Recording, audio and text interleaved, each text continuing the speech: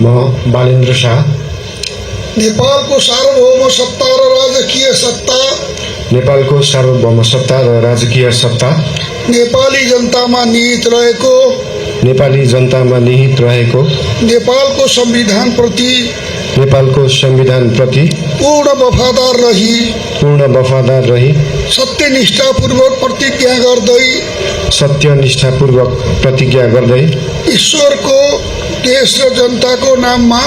ईश्वर देश र जनताको नाममा शपथ लिन्छु कि प्रधानमन्त्री पदको जिम्मेवारी प्रचलित कानूनको पालना गरी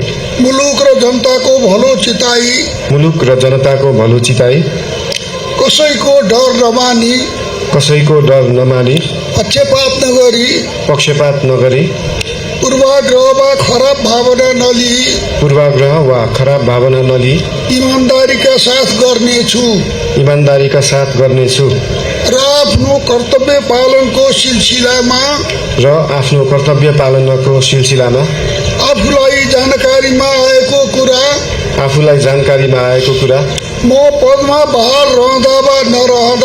म पदमा बहाल रहँदा वा नरहँदा जुनसुकै अवस्थामा पनि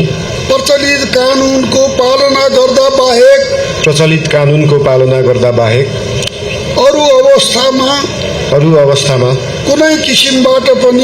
कुनै किसिमबाट पनि